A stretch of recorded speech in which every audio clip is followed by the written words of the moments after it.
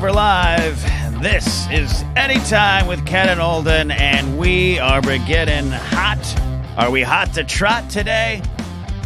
We're a little bit late on the broadcast scheduled time. Unforeseen Chihuahua distractions, Alden. I'm Ken Napsuck. That's Alden. Hey, buddy. Hello. Also a big fan of our Chihuahua correspondents that live with you and contribute so much to our show. How are they? How is everything in pet world?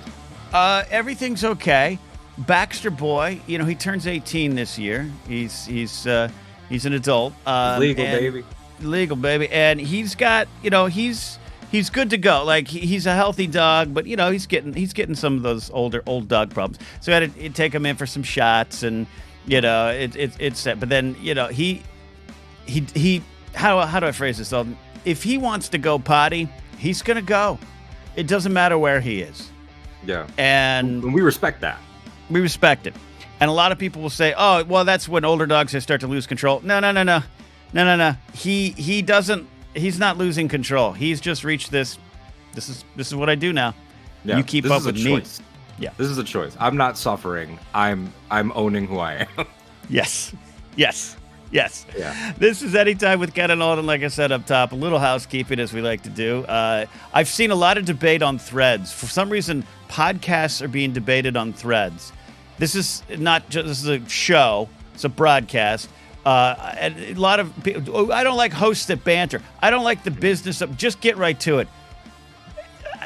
Stop. Just follow us on this adventure. No one in our audience is saying that, but I spent a lot of time in the weeds this week, Alden, on Threads, watching people debate podcasts.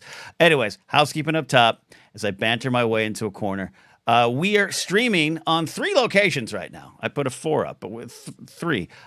We are on my Facebook page, which I just enjoy putting up there because I streamed on my Facebook page recently, and someone was like, "Dude, where have you been? I haven't seen you since Schmoes." Like 8 years ago. I'm here. We're still on my YouTube page, but we're on live streaming right now on the Anytime with Ken and Alden YouTube page. If you haven't subscribed to that channel yet, subscribe. And next week, we migrate to there completely. I think we might put it up on the Anytime Facebook page. We might do that. We'll figure that stuff out. But the main location for the show going forward will be the Anytime with Ken and Alden YouTube page. We put up a news segment this week. I'm going to try to get those up every Wednesday. Like I said, we're breaking that off out of the live show. And Alden, I think I explained it, but I'm dumb, so maybe I explained it wrong. No, I think you explained it well. We have some people in the comments that are still stuck on but podcasts are banter. Yeah. Oh no, we agree. We agree with you. We're not announcing a change in that area, but no. There's also, I don't know. I'm gonna warn everyone in the audience today. I'm slightly in an aggravated, cynical state this week. Not an upset, not an emotion. I've had a lot of crying in the last couple of weeks. But I'm in a little aggravated state. I don't know how else to say this. That's because, for the people complaining about the banter up top for a lot of podcasters, it's because most podcasters are amateurs. So if you're listening to a podcast, even the big ones, they don't know what they're doing. So they're going to do 16 minutes on the Twinkie they got, and it's not going to be funny, riveting, captivating. It's going to be dumb. So maybe that's your problem. Choose your podcast wisely. I'll go in my corner, Alden. I mean, you said it. You said it. We were both thinking it, though. I mean, like, the idea of just get to it. Get to what? Like, I don't understand. Get to personality, get to conversation. Like, it's wild, man. And eventually we're going to go through this phase. And then 10 years from now, people are going to be like, what if we introduced a hangout vibe to these? This is, I want this. This is what I want Anytime to be a lot. We're still crafting the show out of the block of cheese that is this program. Let's go where we want to go. Sometimes that is true. I understand because, and I understand the point people are saying. I've listened to podcasts too where I'm like, all right. Or some days I'm not in. I love Mark Maron, but some days I just want to get to the interview, and I don't. His 60 minutes on a cat, which is funny. I don't want to get. Some days I love it. I get it. I get the conversation, but it's podcasts started because people got tired of people like me going, "Hi, I'm Ken Napzok. Welcome to the show. Sports and weather is at 6:20." And they got tired of that, and so podcast emerged as this banterful world, and now there's pushback, and it's confusing. Now I'm sounding old. No, it really is. It is frustrating, and it's hard to get. It's the old dog new tricks, but it's also to get a new dog to understand what has always worked. People will always want personalities. You and I both being in radio, we've talked about it, but like for those of you that don't know, a lot of the radio you listen to is fake, and I mean that in a people still work hard, but it's tracked in advance, it's edited together, whatever it is. Even if they present it as live, we both worked in the we're trying to get personalities back in because we relied too much on tracks, and now they are going completely the other direction, and it'll snap back. It'll snap back. That's the lesson for me to calm down. And I warned y'all. I'm not saying my point of view on this is perfect. I'm just saying I think maybe it's because I have been told at some of these YouTube channels, you're too like an anchor. You're like a host. Mm-hmm. All right, just fire me. Get me out of here. They're like, we have a different idea of host. It's cosplayer that we handed a tiny microphone to, and we're going to include the tiny microphones. We're going to include the money for that under brand deal. I love that you and I have little burrs in our ankles and our saddles. You with those tiny mics, which I understand, but sometimes Gray Drake has them now. Once Gray Drake, they're good. They're done. Gray Drake has one. She's cool. Gray's amazing. But that's yours. And mine is people who don't like it when I smoothly transition from song to song. That's mine. Oh, yeah. So what, they want you to throw in a break no matter what? I don't know. A talk break? I don't know. I just, if you put me on a panel show to talk about the Marvels, let's have some structure. Let's just not. Alden, I'm going to stop. All right. Also, one bit of housekeeping before I forget. We got a great conversation about heroes. I ain't your hero, kids. I ain't your hero. We do have a podcast feed. We've been waiting to get this started. It's part of the Brad Gilmore Network. We just got it this week. We have to still backlog or put the backlog of episodes up. I've only got episode 1 up. Week got busy. We're going to do that. So this episode won't be up right away. Apologize for that. Hopefully by next Friday. So that way, if you are a podcast kind of person and you want some banter in your car, we'll have that there. You want to take the show with you on the road, that type of thing. Just got a good option to have out there. So we'll update you on that. But I do believe now you can search and find it where you get your favorite podcasts, as they say. Absolutely. If you thought, I really like the content of this show, but I don't want to look at these guys, we've got you. We have you covered. I understand. We are transitioning. I understand. We got a great show coming up here. We got some big stuff that we're going to talk about. And like I said, this ongoing, I enjoy, I don't know about you, Alden. I feel I enjoy kind of forming and cultivating and growing and changing shows. We had a specific vision for a live show every Friday that's still kind of intact. Nothing's changed dramatically. But I think we've discovered we're going to have some fun digging into some issues. Can't wait to have more guests on. And some of the segment stuff, moving to a separate thing on the YouTube channel. The news, putting the news on Wednesday is my goal. And it did really well. And we're just trying to grow this channel. We are. And that's the goal. And I really enjoy, we're going to have a fun discussion today. But that doesn't mean we're not segmentless. We do have a segment that still is, I think, very important to not just the show, but my life. And Alden, every week I ask you this question, you provide the answer. What Ben Affleck are we? Ben Affleck will never leave because he's eternal and forever relevant. Today, I had to, behind the scenes, people don't realize what I do is I Google either Ben Affleck funny or Ben Affleck, 2024. I try to make it, a little bit focused. And what I got is this Ben. and at first glance, you're like, oh, of course, he's exhausted. Haha, he's sleeping. He's a dad who's sleeping. But really, what I want to hone in on here, if I was like, Kornacki and I had this on like a touch screen or something, it's like, what I want to focus on here, folks, is the fact that he is still in perfect, ready to go iPhone stance. Oh, yeah. His phone is there in his hands clasped. He's ready. And what this conveys to me is this feeling that I think we all have to a certain degree of I want to relax and exhaustion is taking me. That doesn't look like he chose to fall asleep there. He's Ben Affleck. He could have gone that to neck nice position's horrible. That's a horrible neck position. He's going to be in pain and he's a big guy. Yeah. So he falls asleep because he's just overwhelmed. But we live in a world where even in that, you have to be ready to respond immediately. You have to be ready for email. You have to be ready for a text. Right. You know you're going to have to Constant. talk to this person and you don't want to. Yeah. And I got all of that from this photo, of that feeling of like, I want to be plugged in, but I also just need to not exist. It's when sleep finds you, whether you want it or not. In battling this back injury that's kind of flared up again today. Like I was up early this morning, had this vet appointment, and I ended up on the couch, ended up kind of slowly falling asleep again in that same spot, but was ready to go. This is us. What I love about this too, there's a Boston connection here. Follow me here. There was years ago a comic I worked with. He was a show producer as well, and from Boston. And also, he eventually got clean, sober, and is living a good life. But he wasn't sober back then. He was from Boston. And there was a story of him at a comedy festival. There was like 8 comics sharing a hotel room, and all of them reprobates. And he fell asleep drinking in a chair with the beer bottle kind of tipped, and no one moved him. And then he woke up in the morning, and then just took the sip. Like it was like no time had passed. Sleep found him, and he was still ready to go. And he was immediately just locked in. I think that might be a Bostonian trait, like the ability of like to party is to be, it's to exist. Yes. I really like that. Some Boston in there. Well, that's a great one.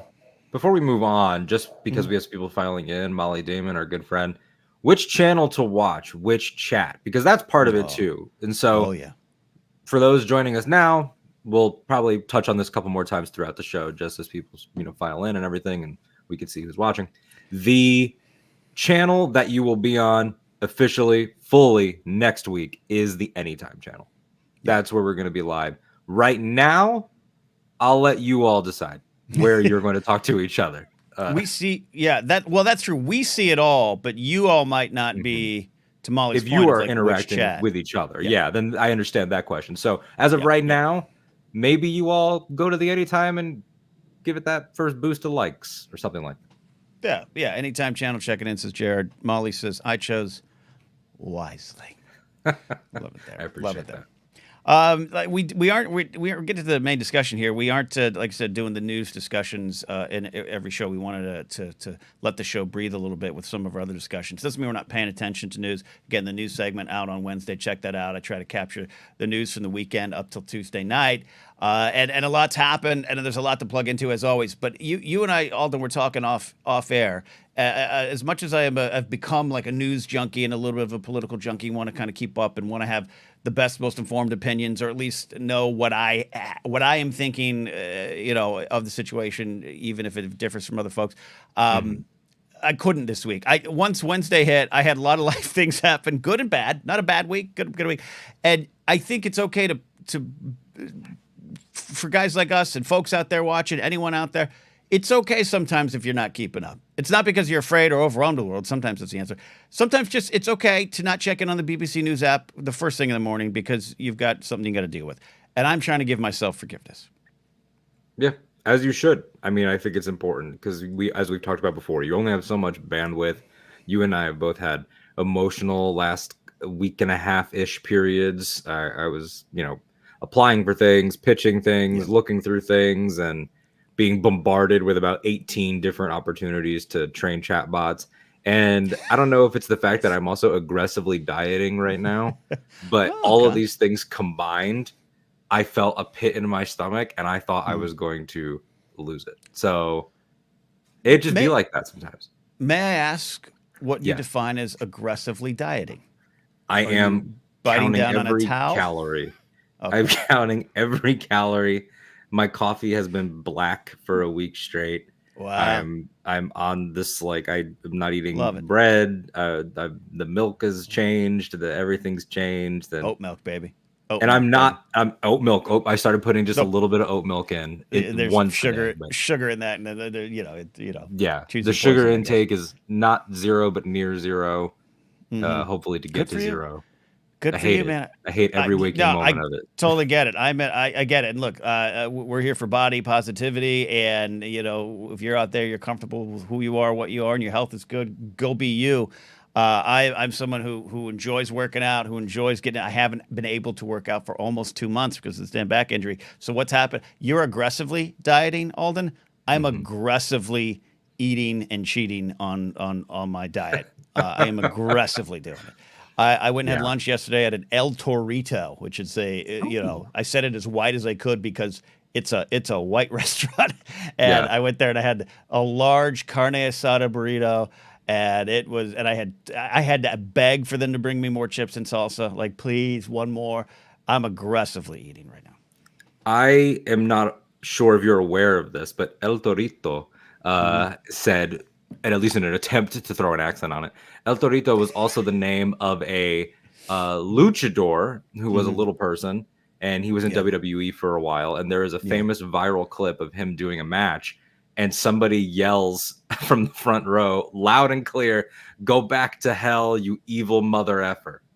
And it became a meme just because he's this little Yeah, I remember him. aggressive Yeah. demon Yeah. bull or whatever. So Yeah. anyway, Yeah. I That was right. applaud your cheating, and Thank I you. am proud of you for knowing yourself and for being kind to yourself mid-injury. That's important too. You're not trying to force yourself to work through it, which would probably only make it worse. But agree. on the Thank subject you. of cheat days, which I'm sure people in the chat, everybody's throwing in there the diet comments and everything, which I appreciate. Molly saying, counting calories does work. Right there with you. Oh, Molly, Jesus, send me your tips. If I could just be the third Damon, that'd be great. But I think it was my mother the other day. I was talking to her about the concept of cheat days, and I explained it like this: Ken, if I cheat, it'll never end. I am to cheat days, and I know myself. It's why I've never smoked a cigarette in my life. In 28 years, I've never smoked a cigarette because if I do, it's like when Batman explains why he can't kill the Joker. Right. If I take just one life, like Right. it'll never end. Totally. The crusade will never end. Totally. If I go and grab that slice of Domino's pizza right now, it is over. Yeah. Once the cheese hits your soul, it's there forever. I'm with you. I lost that battle, but I'm hoping for you. You're like, I can still cheer for the win next heroes. This is generational exchange and generation passing the baton. I'm hopeful for you. Thank you so much. We'll get through it. We'll get through it. Let's dive into what we got here. Thank you all for joining. We also had a super chat. I want to highlight that as one of the last ones we'll get because we're going to a fully non-monetized channel. 894 AM. So here's a red pocket to help you kind jets. Happy Lunar Year. Thank you so much for that. We appreciate that as well. Alden, we got a big topic today, and I try to come up with the thumbnail-listy title as we can, and can we still have heroes was an idea you had, and I liked it. It's always fun to put a clickbaity kind of title out there and have people just respond to the title, not the episode. But this is going to be a fun discussion here that you had kind of pitched to me, so I pitch it to you: generational exchange and baton passing. Where are we going with this? So let's talk about the origins of this for a second because they are funny, and we come up with these topics like we did last week and like we have now. This is our 12th episode, and usually the world hands us something, but sometimes you got to look inward, and we like those types of conversations too. So we go, of course, I'll bring up our thumb here. We go, of course, to the man on the left. These are three very different human beings that we're looking at here. That I don't. By the way, I don't know why I chose to have all of them waving or putting their hands up, but it just so happened I found one picture of each of them, so I was like, "It's nice. Let's do it." It's nice. I like it. It's friendly. George Walton Lucas. He is important in our lives and in the world, and he just purchased for millions of dollars a cold storage facility in LA Chinatown. And so great, cool. We're not here to analyze why he did that. People have pointed out it's probably for film preservation, which makes sense.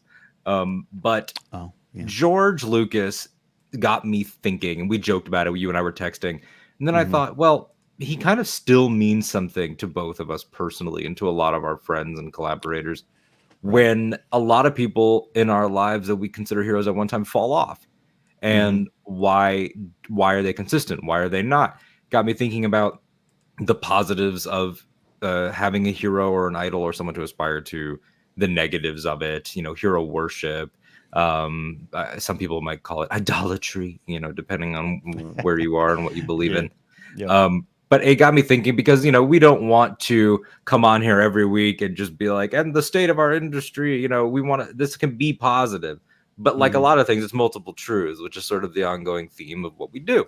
Right. So I wanted to start with how you feel about the idea of having heroes, and was that essential to you growing up? I mean, you're of a group of kids where you guys had, I think, more of the we are packaging and presenting this person intentionally for a hero vibe, like cereal box covers and things like that. So where do you start with this? Yeah, I definitely start, with the later on, but early enough in my life, I did stop using the word hero and would try to say a creative influence, right, or a creative icon in my life and stuff like that. And that might be because I came from the sports world and growing up there in like high school. I think around that time, Charles Barkley had his kind of famous and infamous campaign ad of "I'm not a hero, I'm not I didn't choose to be a hero," and I think I was influenced by that.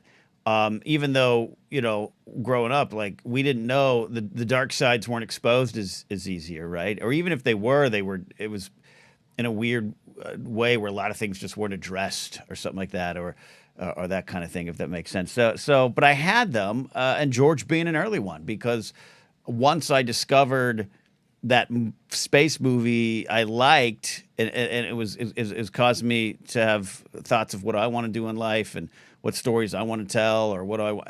And I realized there was this guy behind it. I didn't know Gary Kurtz or all that. I just knew there was this guy behind it. That influenced me. That changed me. That's why. So is George a hero of mine to a certain degree? We're going to get into when a hero missteps or when a hero does this or that. We're going to get into all that. But just the overall, yeah, he's a hero to me. I no other way to say it. That word has heavy meaning, and I think it's fair for us to, in this episode, break down that word a little bit. But I don't ever mean it like a tisk when I say I don't have heroes, I have creative influences or something like that. That could be snarky and almost self-righteous. But early on, I realized they're not infallible, but they're important to me. But as time has gone on, in many cases, we've learned just how infallible some of them are. Just okay. And it's like, what are we looking for in them, I guess, is sort of the essential question as we talk about how they, quote unquote, fall or even stumble, because they are human beings, which is the important thing to remember. Are we looking for them as a way to model how we want to be? Are we looking for them as a model of how to conduct oneself, regardless of who one is? Are we looking for them to pull certain things? You use the creative inspiration thing, which I think is also, I've done that too. I think that's also people that want to be creative and work in creative industries. That's our way of claiming our own path. Like I too am one, and that's an influence. But you don't want to. I think there's a fear of being a copycat, a fear of trying to fall into certain things. Like you don't want to, like you want to love something, but you don't want to turn in your work and someone be like, oh, so you're this kind of guy, and that's hard too. Yeah. Trust me. We work in the stand-up comedy industry. There's a lot of like, I'm guilty of it too. Oh, you're like, whether it's true or not. Yeah. You said something in there, and I'll even spin it back to you. Of just I thought was really valuable for this conversation. Of what are you looking for them as something as how you want to be and act, or is it something you want to accomplish? And I think for a lot of my life, it's for things I want to accomplish, right? And then that allows some room for them to be imperfect, but also, it does matter to me how they act, even if I'm just looking at their career. A quick example for me is I grew up. I am a Seinfeld fan. Jerry Seinfeld was very important for defining the modern era of stand-up post Lenny Bruce, post Carlin, post Richard Pryor, and all that stuff. And the Seinfeld, the show, is absolutely one of my favorites. Curb Your Enthusiasm is absolutely perhaps a top 5 show for me of all time. That came out of Larry David coming out of Seinfeld, my point there. Seinfeld in the last few years has not adapted to change well. Seinfeld has said some things that are, I know where you're coming from, but you're now you're part of the problem. And it has affected how, I look at him and look at his work. It's not to the degree of other people, to be clear. I think you can have those kind of rankings, if you will. He's just but that's why I mean him as an example. It's like, yeah, I don't like how he handled that question. I don't like what he's saying. So now, creatively, he was someone I had looked up to, but now that's a little tougher, and it's hard for me to divide it sometimes. Yeah, I think it's, to build off of Dylan's comment here, how does the phrase "never meet your heroes" fit into this conversation, or the idea of it? I think in terms of the never meet them, because maybe it is a Seinfeld situation. If someone's tomorrow was like, "Hey, Ken, come down to the store, Seinfeld's going to be here, and it's not a surprise, and you can come." It's like, never meet them. No, I don't agree with that. Do meet them. No. I would say, when you meet your heroes, also be prepared to meet a person.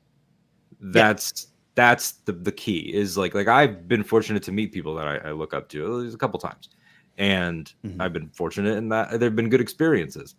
But also, they have the right, as much as I do, to have a bad day, or to hold different truths within themselves that I think maybe contradict and don't work. I mean, I'm on this channel. If you're on the Anytime channel, hello. But on the Anytime channel, there's the clip out from one of our early episodes where I talk about CM Punk hurting my feelings. That guy owes me nothing. That guy owes me nothing, and he seems like a chill guy. It was entirely about what is my experience with the work, and so that made it, complicated. Like, what are we actually talking about? We're talking about me watching something. We're not talking about me and Philip Brooks, the human being. And I acknowledge that. And I know that it's somewhat silly, and we're also turning it into content on the internet. So that's difficult too. Capital C. Yeah. How did you kicking it back to you then a little bit? Again, generational differences here. Growing up in a different time, you kind of grew up in a time where just more of it was exposed, right? Where it was dealt with. We just had more information on it. Quick example I'll pitch it to you. Many stories of Babe Ruth in the 1920s absolutely being protected by the press around him. Presidents being protected by the JFK, Marilyn Monroe, all that stuff protected by the press around him. We just don't talk about that. We don't address it now. Every little cut and bruise is exposed, and I overall don't have a problem with that. You grew up a little bit at the beginning of that era and now into that era. How do you define hero? I have a very complicated relationship with it because, and we'll just go here now, I have been fairly consistently disappointed by mine. I'm sorry. I let you down. You specifically, above all else, I thought this guy's got it all figured out. And then I met you, and it was just, this guy's got Del Taco ideas. Yeah. Which are valid. But it's, the conversation of fictional heroes that's happening in the comments right now is important. Our friend Coop, aka Boopenheim, definition of heroes was always an aspiration of a character strength I wanted to imitate. Samwise, Dale Cooper, Data from Star Trek. It's definitely safer to have those, and I have many of them. Yeah. But I also was somebody that was like, I love nerd culture, so let me figure out who's behind these.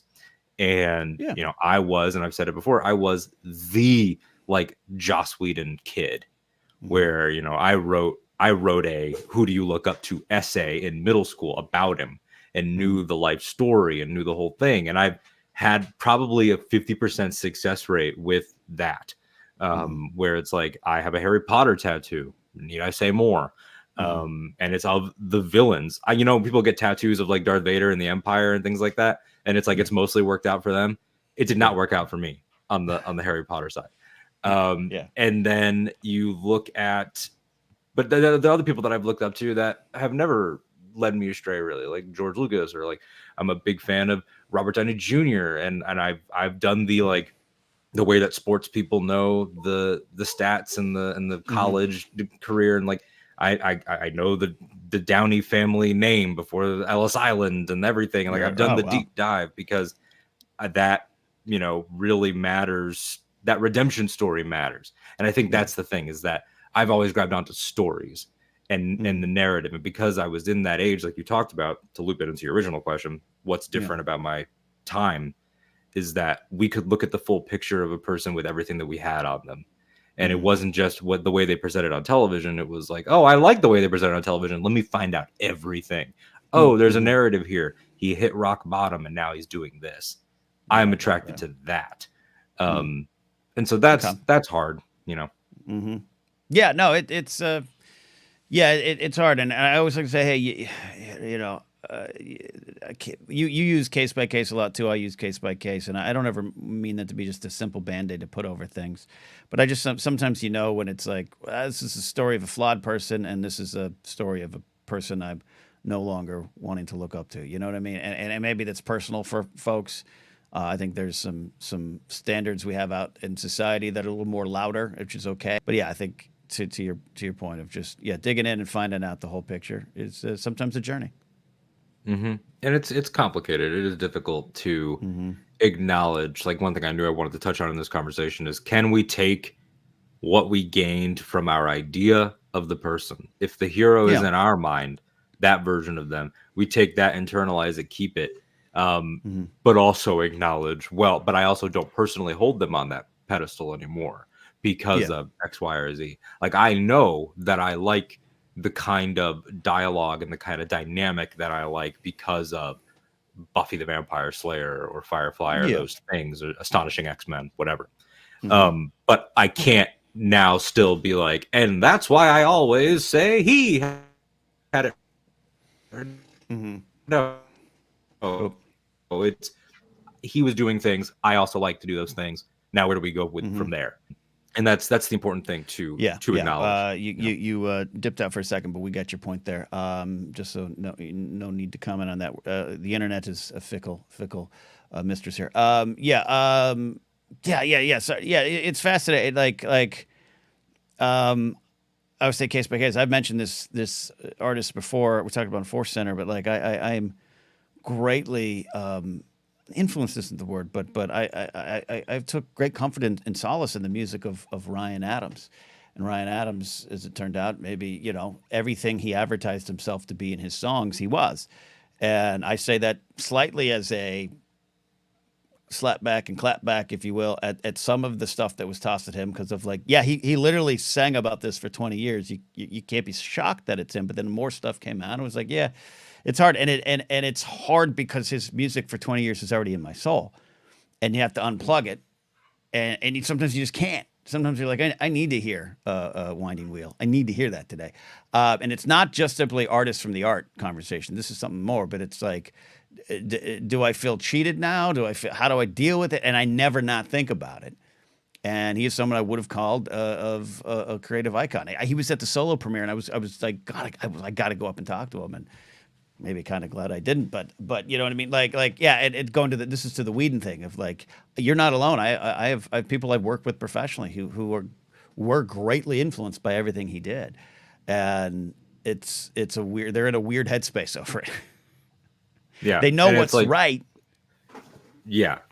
How do you unplug it? Who am I to say that he is beyond, I don't know, not redemption, but like, is there a place for him in what we do? That's not really the point of the conversation, but like, do these people earn points to spend later based on like the deeds that they've done, like for these redemptions? It's difficult. I mean, like, go ahead. Sometimes look, George Lucas has said some things where I'm like, well, you maybe shouldn't have said that, George. But this is someone who's walked the walk for a long time. This is exactly a guy. That's when you're weigh it against context. This is the guy who hasn't just put it into his stories. He's the guy who bought and built low income housing because he was upset with the rich people in his neighborhood, and he's a rebel in flannel, as Joseph describes him a lot in Force Center, through and through. And so I do give him a little grace when sometimes like, well, that's not the terminology I would have used, George. And we all know what you're talking about. But and we all at that time when George made that slavish comment, and we all thought, ooh, old man moment. But then we thought, well, at least we know where he stands. Yeah, look. There's good place for criticism for some of his choices in his work, particularly prequels. And this comes up a lot with Spielberg too. And I don't ever say this as an excuse, but it's like change happens slow. There's time and context, and there's just things you look back. I would look at the opening in New Hope when 30 white X-wing pilots were staring back at me. I didn't question that till like way late, meaning I didn't even notice it, right? But the importance of learning other perspectives and stories. It's like, all right, so am I going to hold George to the flame over that? No, but I'm glad we can see that it needed to change. Yeah, absolutely.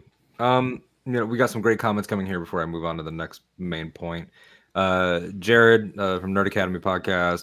My taste in music and my listening habits fundamentally changed when a man I considered to be a hero in the world of music and production lost his damn mind and embarrassed me for defending him. Yeah, I mean, I don't think that Jared will mind me saying that it's Kanye West. Yeah, you're not. Yeah. That's huge. I mean, he is a lot of musicians' favorite musician, even to this day. I mean, Donald Glover is getting flack, who is a hero to many, is getting flack for saying that his favorite rapper is still Ye. So it's difficult. It's like, can you undo what he did for your music taste if you loved him? No, you can't. You can try, but but the man, that's different. Yeah, your memories are there. It's not the same thing, and I definitely and it's not comparing directly to what Jared's saying, but like I definitely wasn't defending him. But part of the reason I'm even here today, and I just had a comedy show last night. The fact that part of the reason I was even on stage was Bill Cosby, without a doubt. I want to do what that guy does, and look where we are now. it fucks with you a bit, and that's not to take anything away from the countless victims of that man and his reign of terror, but just like for me, it's like it's hard. It's hard. It's hard, and woe is me, I guess. But yeah. Absolutely. I do like that Jared follows up. Hey, defending the pre-Nazi stuff, I should clarify. Yeah, we know what you mean. We're defending egomaniac, like I'm a genius. Kanye was different than when it became a socio-political kerfuffle. It is. It is definitely difficult. Jared is, of course, talking about Barney the dinosaur. Yeah, honestly, that's why it's really good. Again, fiction, man. Like it doesn't let you down. I'm looking here. But this is I don't know all the details of this, so I apologize to people in chat. Phil, but remember, like, wasn't it the performer of one of the Muppet characters? Not the Muppet, but like, was it Elmo or something? Like, Elmo's who was the guy? Puppeteer. Yeah, Elmo's puppeteer, right? So that might have been hard for some folks too. Of like, it certainly wasn't Elmo doing stuff, but it takes you to a weird spot. Yeah, that this person was a part of something wholesome. I mean, we've danced around the name, but Rowling is huge. I mean, Harry Potter, at one time, I remember reading that Harry Potter was doing more for literacy than the Bible had ever done. Like it to say it was, people there, it's very popular now and very in vogue to be like, it was never good. I never liked it. Okay. All right. I believe that there are people that never liked it, but like, let us not act like it was not Star Wars for a generation or two, because it was. It was lifting people out of feelings of ending their lives. Like that's how powerful it was. And and then you find out what you find out, and she's become what she's become, and that's very difficult to reconcile. And so that is an extreme version. There are more individual smaller ones, like Trey talking about basketball players, people you have posters of turn out to have terrible accusations against them. Athletes are especially tricky. They're just people doing a job, and that is the sort of the mentality that keeps you sane sometimes. Yeah, no, I agree, Trent. And there are people doing a job that gets elevated up. Dylan Barry had a question here. Where was that? There, Dylan says, why do we jump to associate people as heroes? And I think that's a fair question. That's why we're having this conversation today. Is that word and what it means? And athletes is a great example. These are folks who are skilled in an abnormal way compared to everyone else in school or coming up or even very young. You see it very young. They're treated different. We do have a emphasis on sport in our culture, at least. I'd say world over. There's famous people in sports all around the world. It's not just here, but in America, it becomes a special kind of hero thing. It emerged from the 1950s, I think, and earlier. But that 1950s Mantle, Mays, and Duke Snyder, and singing songs about Joe DiMaggio, Babe Ruth changed the game. I think Babe Ruth's an early example of by the time he comes to the Yankees in the 1920s, it's more than just an athlete. Yeah, and they are unnaturally put on a pedestal, and this is not to defend them at all, to be clear, to Trey's point, but it's like, yeah, that's part of the problem is that relationship. Colin Cowherd, who just went viral with his, I think, correct take on the Taylor Swift situation. I think I had a good one too. It's out there. He's always said it. Like sports, love your family. That's one of his catchphrases. Yeah. But it's hard. And so to Trey's point, yeah, I mean, I had posters on the wall. I had all those posters on the wall. I had Jose Canseco's poster on the wall. I didn't. I just thought he ate well and did push-ups. That's why he was that big. Like. Yeah. It's unnatural. Yeah. They're unnaturally. I love this here, and we'll use this transition. Charlie from Imperial Senate podcast, friend of both of ours. I think there's something about the innate human need to have things complete or to fill in these blanks. It's the same with heroes. We need someone to summarize everything we need them to be, which I think is true. Like if you're feeling like my life is lacking creativity, my life is lacking pizzazz, my life is lacking, I don't feel like I can stand up, but I see someone else doing it. Like. It is a lot of the times about the blanks, and I think it's a good time to transition into the other sort of not side of this, but the other component, which is we've only been talking about celebrity, which is very interesting. And I think there is a very maybe uniquely American, but not necessarily. I mean, we've got people in the UK here, of course. I mean, they love their royals. They love their royals. They love the royals. Get well, King Charles III. Charlie the monarchist. I'm kidding. He's not. Do not flame him. He's not a monarchist. But the distinction between, do we need them to be celebrity? Do we make a distinction between that and personal ones? Do you remember being in a situation where people had different kinds of heroes than you and it made you feel weird? I want to read a comment real quick before we unpack. From Oliver, hit us up on social media at Anytime On Air. He tweeted us. We have heroes, unsung heroes like amazing teachers, incredible doctors, parents who give it all to raise their kids. I can go on and on. These are the heroes we need to recognize. And I don't disagree. I do not disagree at all. I think almost, though, that it's harder to have those because oftentimes you know them and you see them for what they are. Yeah, I think Oliver's correct, right? And the during the pandemic, even the folks out there delivering you your food on your Uber Eats were heroes, right? Because I really believe that, and I think it's a good thing. And you have nights at sporting events where we're going to honor the teachers, and they're going to throw out the first ball. I'm not cynical towards any of that. I think Oliver's right to point it out. The difference becomes, our buddy Scotty is a great teacher, right? I just had on my live stream Wednesday night, he asked me a question about what middle school teachers were heroes, and I had answers. Math teacher Dwayne Giordani, my drama coaches Mike and Cindy Creolibo, and Terry Handy, my social studies teacher. Those are three influences and heroes for me. But throw a camera on them, throw them on a broadcast. I know for a fact that one of them, I won't go, had a nasty divorce that I don't know the details of. I just do. That's why he had the job. He needed money. And I think that's the difference. And it's not to toss any. I want to be clear, not to toss anything Oliver said because he's right. But I think the moment you focus on someone and everyone sees them and has access to them, it's not unfair to them. We can talk about some others later, but it does. We naturally tend to forget that they are people. I am fortunate to call myself still to this day a Steve Martin fan because he influenced me greatly as well. He's also one of the reasons I'm here. He is relatively clean, and I think has adapted in the best way. He and Martin Short, along with they've adapted in the best way. You don't have Steve Martin on Twitter going, "Damn cancel culture." He's highly intelligent, thoughtful. He's got bad marriages in his past. He's got bad relationships in his past. So he ain't perfect, No. But if he was just a dude who stayed working at Disneyland doing magic shows, and he'd be a hero to someone he worked with or something. I just think that's the difference. That's the big difference for me. And is that less valid in that reality? No. No. It's just heroes have different impacts. I mean, this became a thing that I fixated on very early in life. I remember distinctly in kindergarten, my teacher, Miss Gates, lovely lady, hope she's doing well. She gave us all composition notebooks, and we were going to do different little prompts every day to write a paragraph or whatever. And it's kindergarten, so these are very simple things. The heaviest one though was, who's your hero? And there were a lot of people that wrote, my mom, my dad, police, astronauts. And I realized that there was a little bit of a disconnect because I wrote Mark Hamill. Because and my teacher said, how do you know who that is? I said, because he's Luke and he's Wolverine, because he voiced Logan in one of the games.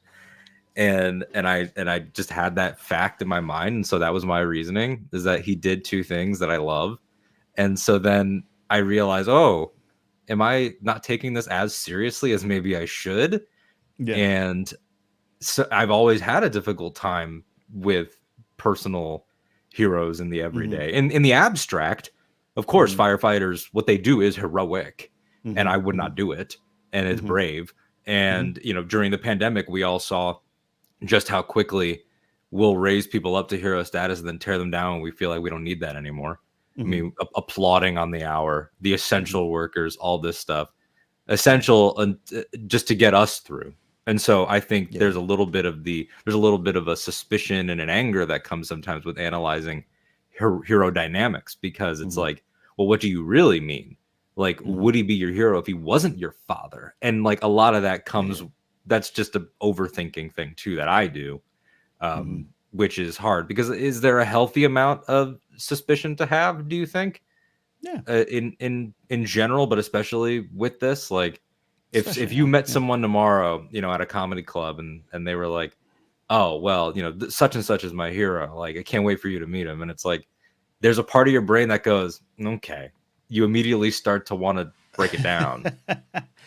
Yeah, man. Look, there was, I was not friends with him, but there was a rather successful, famous comic who, things got discovered over the last couple of years. That's all I'll say. And I've known of him and been around him for years. And someone had asked me about him one time, and I went, "Oh, he's great. Like, he's always been very nice, treated me nice. I like him." And it's the old, like, but he's nice to me excuse. But I wasn't saying his excuse, because we didn't know anything yet. And literally like a week later, all the stuff came out, and I was joking with my other friend. I was like, well, turns out I didn't know him well.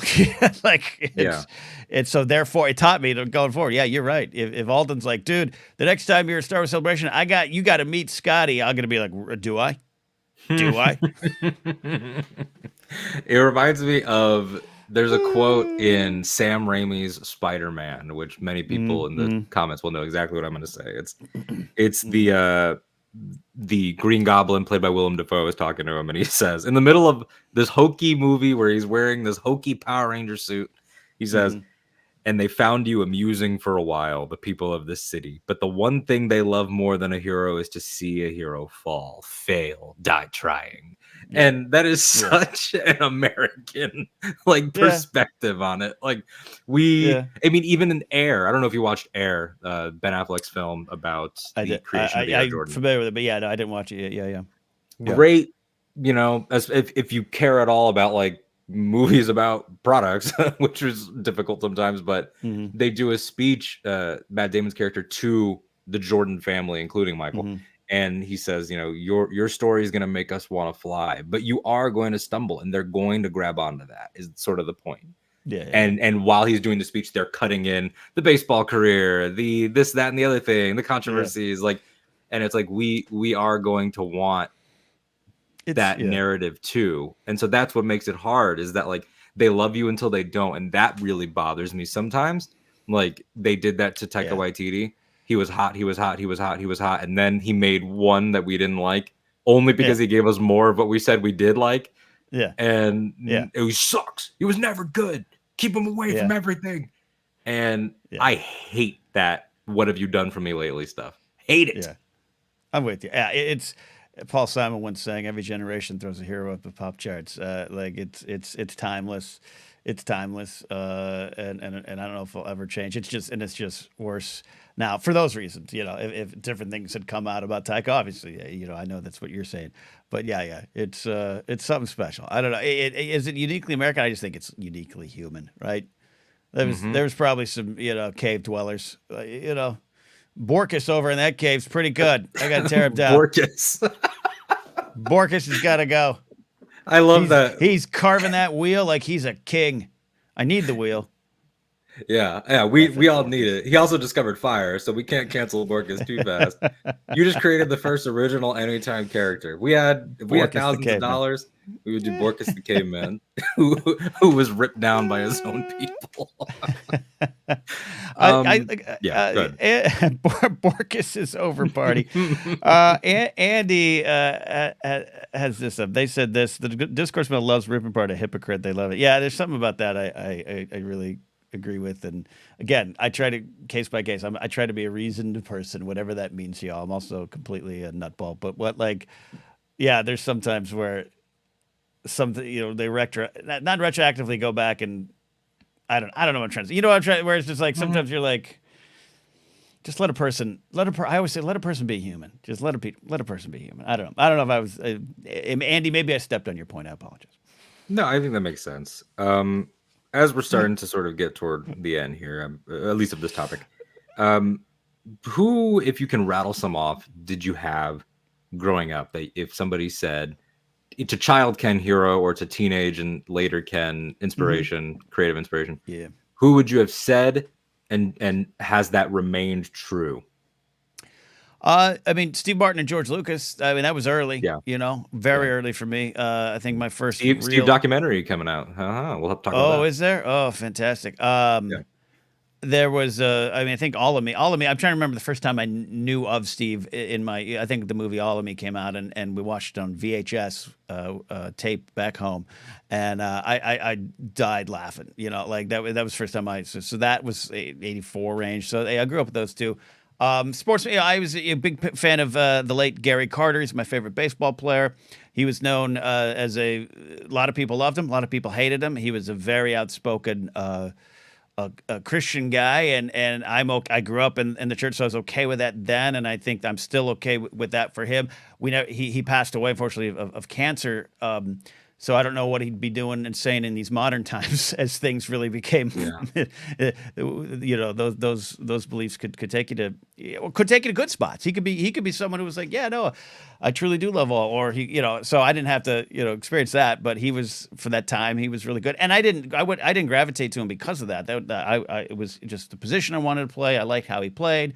I liked his reputation, his smiling in the face of stress, and he was a well-respected, liked guy, but he was also loathed by a lot of people who thought he was a showboat. So it's that too. So that kind of stuff, that changed early on as I got more into college and studying screenwriting or like radio. Like I was a Stern head. I loved Howard Stern. And I think I love him more now for who he's become than who he was then.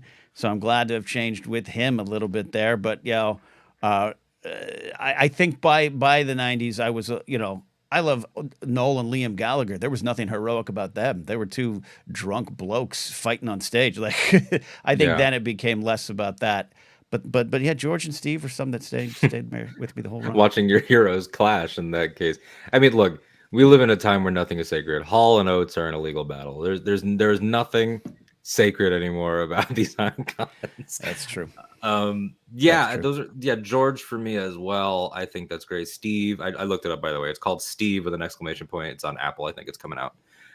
Full career retrospective. Morgan Neville directing, who I know has a long documentary career. His book Born Standing Up is something special. Steve's book about his life. It's something special. Check it out. I think that he's a great choice. Especially, I think I see it in what you appreciate and what you value. So that makes sense. George, we don't need to turn this into a Force Center Octa Radio crossover because there's we're both on the record, but he is sort of just like the DIY god in that case. Like he DIY'd so hard, he became a system, which, he became we get it. We have all been down that road, but it is to this day for him to be an older man now, when he does show up and people ask like, "What are you doing?" and he's like, "I make movies that you'll never see for me." For Like my that. fans. That is so like I'm not at Yeah. that place because Yeah. we're so. I think so much of life is like, look at this, I did it, and he's Mm. transcended that, and so that's why he remains. I think. Mm-hmm. This is a great comment. Eli throwing in Jon Stewart, Kingsport Cal throwing in Trent Reznor. Those are Andy saying people that like this stream. I agree. If you like this stream, you will be my hero. You're a hero to me. Yeah. I mentioned the ones that went bad. I've always been a Kevin Smith fan, and that's gotten for me better because he's went through like angry cigarette smoking Kev, and then it was like 2010s weed smoking Kev, and now he's mental health. I'm an older man, Kev, and Yeah. he's become very centered, and he no longer smokes anything. It is not that there's anything wrong with it. Yeah. I mean, I indulge, Yeah. but it's just like people that have found a grace in getting older. Musically, when I was younger, my heroes were like Gerard Way from My Chemical Romance, who still kind of is. Nothing wrong with it. It's just that has had a quieter era. I loved I loved Paul Stanley when I was a kid, which like of course I did, and I still do a certain way. Yeah. It depends on the day. We joke about Haley Williams now of like being the official rock star of the show. That is because she is very, I think, heroic in her way, in the way that she I'm the same way. Her, her and Gaga. She really is someone I look up to. Who's not perfect, but yeah. Will Dixon has Tori Amos right. Shot. That's cool. Someone who Coop's got Kyle MacLachlan. Yep. Yeah, I mean, I think I most of mine it's that 50-50 split. There are a lot of them. I mean, in when I was a kid, I thought John Cena was my hero. And I mean that he has continued to deliver. I think he still can be as a professional. Yeah, as a professional, he's still continuing to deliver. I don't know anything about him personally, but that's the thing, is that as I got older, I realized I don't know anything about this guy. You know what's funny about and it too. There's someone who and by the way, I keep going to like a failed relationship. That's not what I mean. That all successful relationships means you're a good person. You don't know personally what goes on, but he is someone who's in a world where we know everything. He has successfully kept a lot of that out. I don't mean to suggest he's hiding something. I just mean just well curated. It's well curated. Yeah. It was right. He was in town here as the prodigy when I was wrestling in the wrestling company in 2001. Good reputation. Yeah, I'll say that. But it's fascinating too. I haven't really thought about that closely. Yeah, it's weird because it's like he has, as Jake Acavetta points out, he's got the Make-A-Wish record by a lot, I think, and it's a huge number in what he does, and hears that somebody is sick and will fly to a different country to deliver for that, and the things that he does to deliver even for his coworkers. I mean, even in small ways, he's sort of like a coworker hero. That those coworkers you have or those co-hosts you have who just deliver all the time, all the time. As a wrestler, but like James Gunn talked about on Peacemaker, like, oh, John learned how to play the piano because we needed that to play. We needed a piano player. Like he learned how to speak Chinese because he wanted to be helpful. I was just going to say that. Yeah. So he's an interesting cat in that way. But he's to your point. I'll let you continue. To your point about a natural suspicion. I think it's okay to reserve it and to realize it only goes so far as his jean shorts go to his ankles. In terms of maybe there is something.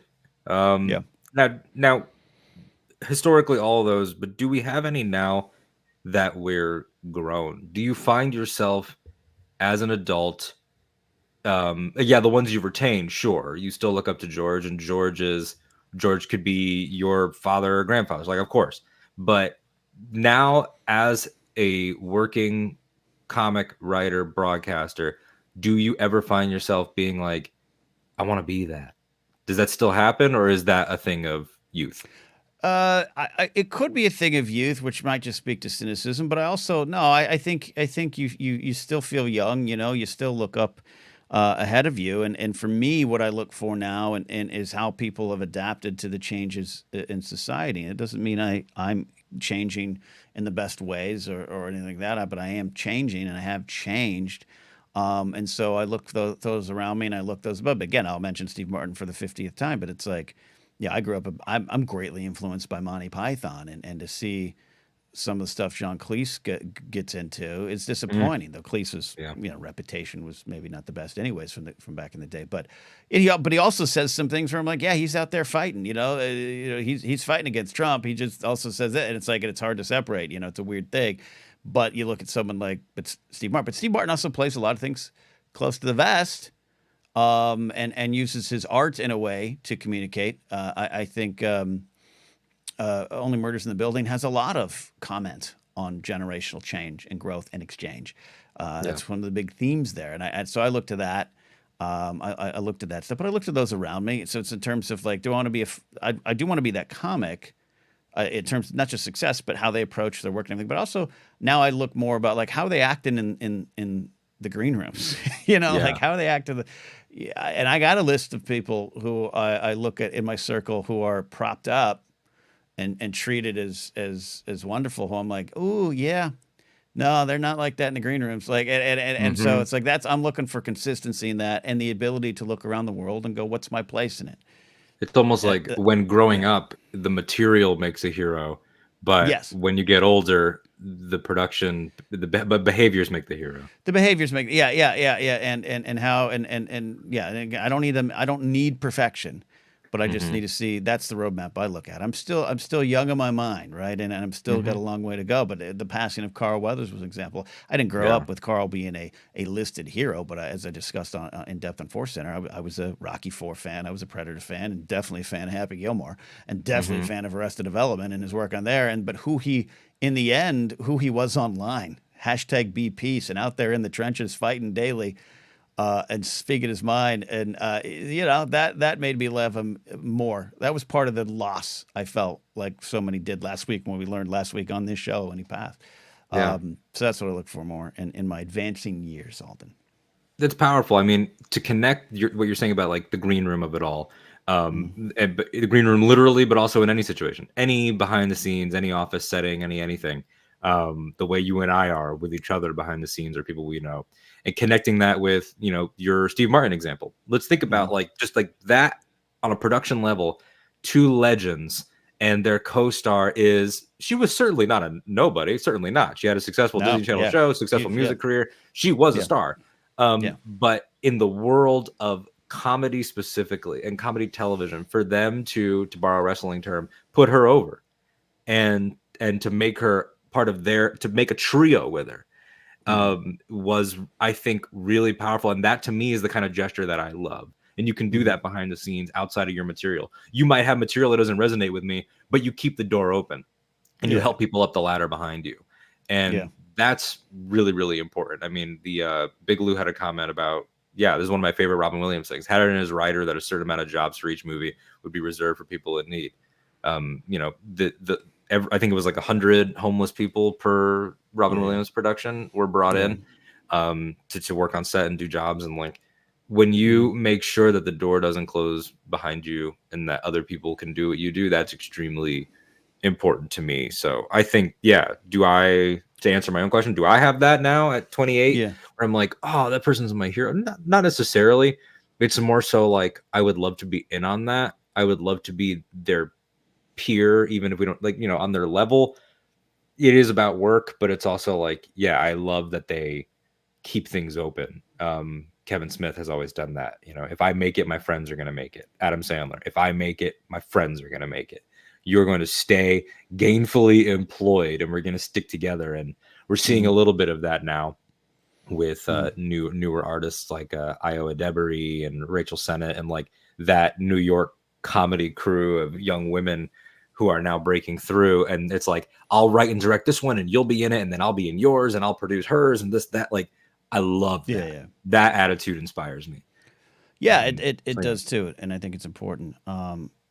The Jared has this question. I want to bring it up or comment. I like this one here. I prefer the framework of acknowledging people may be doing something good, but still criticism rather than challenging their motives as being quote for the wrong reasons. Question, don't dismiss. Yeah. There's something I really like about that, and this. Yeah, this. I don't want to tisk society. These days. There's a lot of good. What I would say is good intentioned scolding, but it's still scolding, and it doesn't take the whole picture of the person into frame. This is a dumb example, but like still kind of angry of those that would criticize Rise of Skywalker, not on the content in it, and you don't need to like it, but assuming that J.J. Abrams literally went into Reddit to placate the fans crying for things, and that's wrong. It's wrong. It's wrong. You can question it's some factually things in the not movie. true. You can question a lot of things in the movie, but why are you assigning that to him? And a lot of people I know in the space assigned that to him.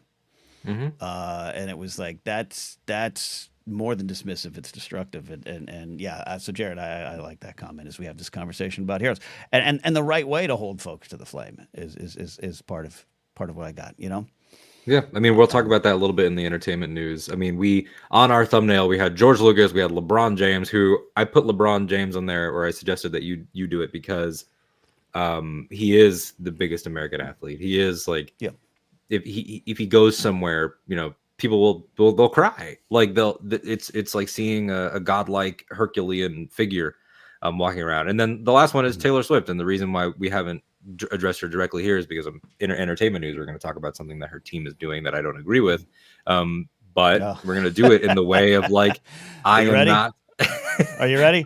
I'm ready. I agree with it fully. So. Oh, okay. This is gonna be fun. We disagreeing doesn't happen in an outright way. That's fun. Yep. It's sort of like like you and Joseph and Jennifer on Force Center. The outright disagreements are very few and far between. So yeah, it's like, but am I going to criticize her as a woman? No, she seems like a sweetheart. I have no idea anything about her as a human. It's just the figure. Michael McCarsell. Anyone that believes he went to Reddit for I was told this by an employed entertainment producer that makes a lot of stuff that goes viral and that people watch and works for a big mega corporation. I was told this by this person, and they were trying to condescend me and tell me this. So it got up to some levels, but got up there. Yeah, got up there. Yeah. You guys are my heroes until you didn't bring me on as a Taylor Swift correspondent. Honestly, if we started doing and now in Taylor news, we'd be banked. We'd be so easy. Andy is it. Yeah, it's when I used to do this week in Spice Girls history. We'll bring Andy in for that.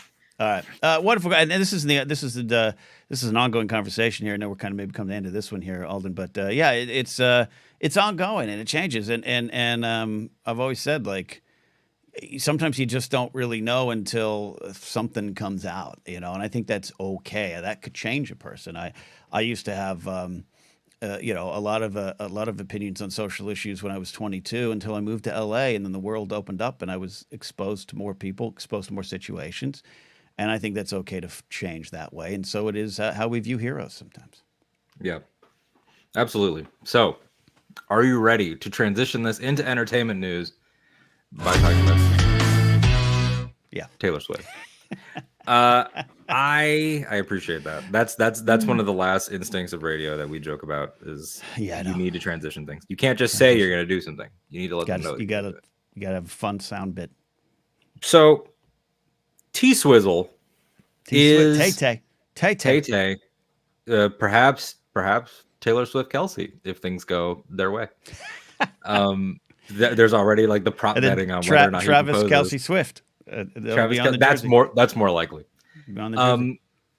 She is not. I'm not going to say like she's suing. It's not necessarily true. There's a cease and desist out and a threat of legal action to a UCF college student named Sweeney. That's his last name. It is Jack Sweeney, and Jack Sweeney, amongst different people, there's a Reddit thing, there's a Twitter thing, there's websites and logs, but he's sort of the main one.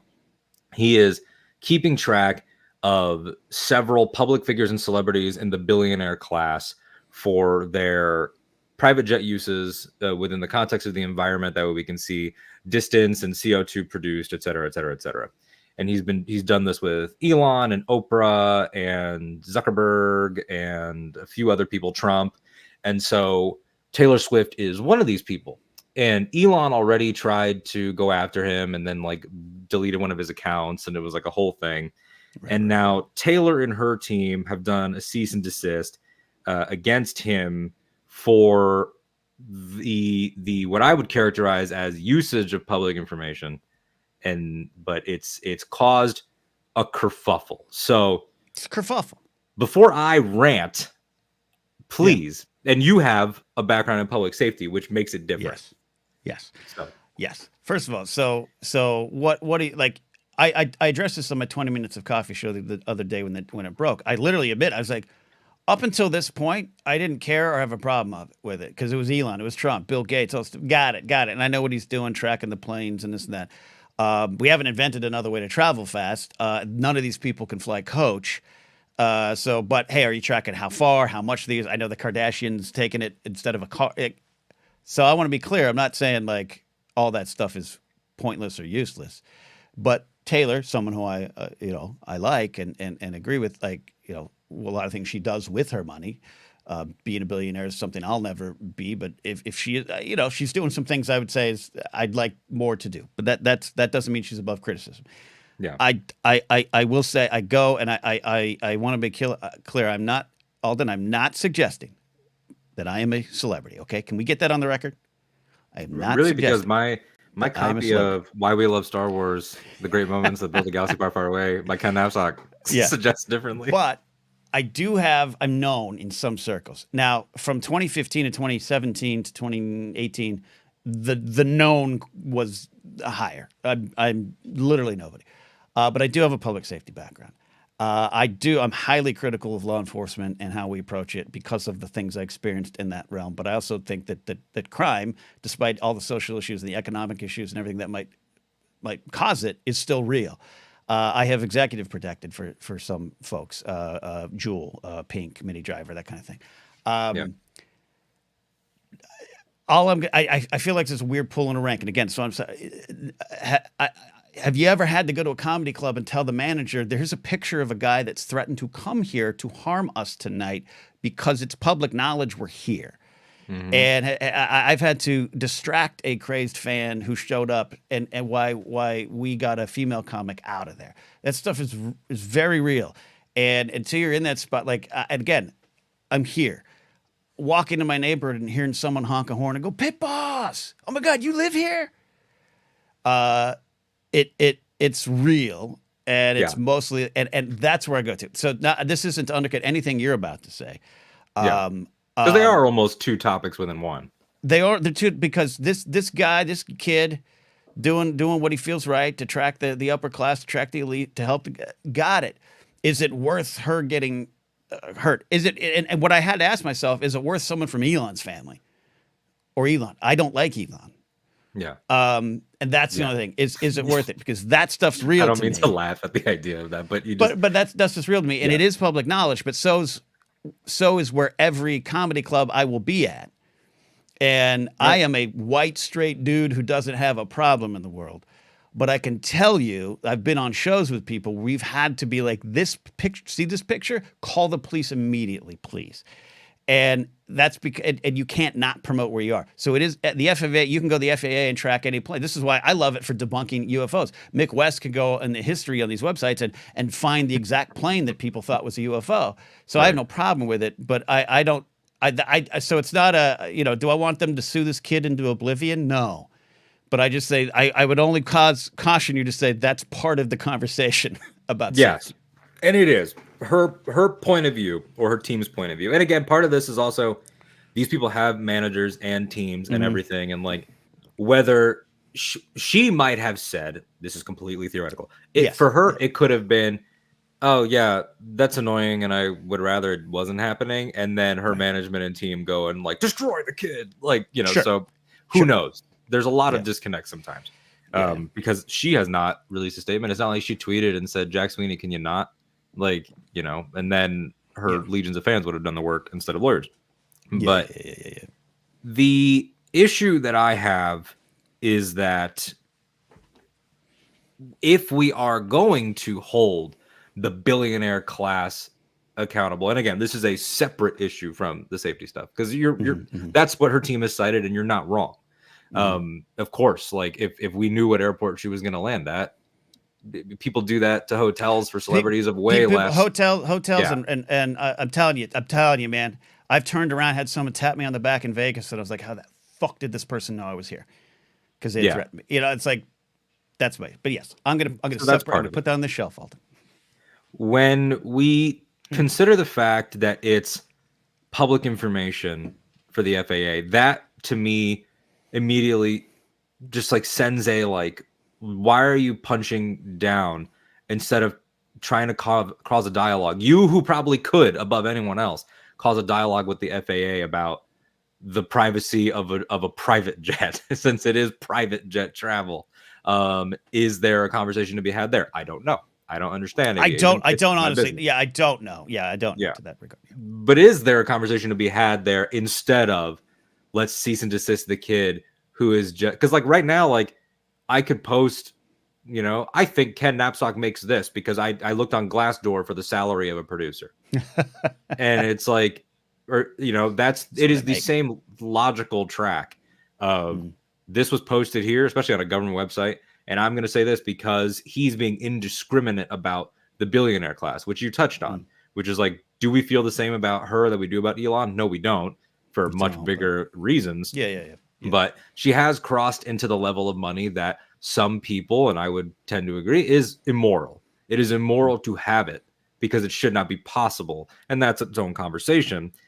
And the underlying fact that his point of view is a student concerned about the environment. You know, I was talking to Nikki Kumar, both of our friends and collaborator, and he was talking about how all of his friends that went to college with him in Texas, all of his Hookem friends that went into environmental science or any type of world science, have all sort of quietly agreed that they think it's irresponsible to have children at this point because that's how bad it is. And that none of them want to be parents because that's how bad it is. And then you have, I have it pulled up here, Gregory Keolian, co-director of the Center for Sustainable Systems at the University of Michigan, told the Associated Press that he estimates that if Taylor Swift uses her Dassault Falcon 900 LX jet for the 19,400 mile trip from Tokyo to Vegas to make that game, the plane will release more than 200,000 pounds of carbon dioxide emissions. And it's like, at that point, it's like, who am I to tell someone how to live? But it's like, is that a need? You know, do you not have the power with your billionaire class influence to charter whatever flight you want, to clear out a flight if you want, to get this, that, and the other thing, however you want? You can shape things in a way we can't. Yeah. You could get first class on this to yourself and never feel it. And so those things start to become the nuances, but when I saw this, what's the story going to be with Taylor Swift bought out a plane flight and kicked everyone off the plane? That too. So it's we end up in that. That is true. Yeah. You know, the Sweeney talked about, the lawyer, talked about it as intimidation, which it did kind of feel that way to me. Like, why are you trying to intimidate the students into ignoring this?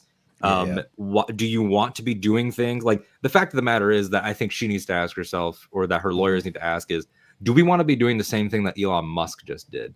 Intimidating somebody into not discussing something that he did not post. It's not a good look, to be clear. So that ends up being tricky. Yeah. And it's just like, should they be above these normal, like, if I'll make it personal. I used a meme once that I didn't invent, and I had people trying to come for my head. And that's that's the bottom of the bottom of the bottom of the bottom of I just shared a thing that already existed. Yeah. And so I've got Burger King money. I don't have more money than God. You know, I'm not at that place. She's at that place now where even if she tried to spend it all, she never could. You don't even have Arby's money? Because I'm not that curly fried budget.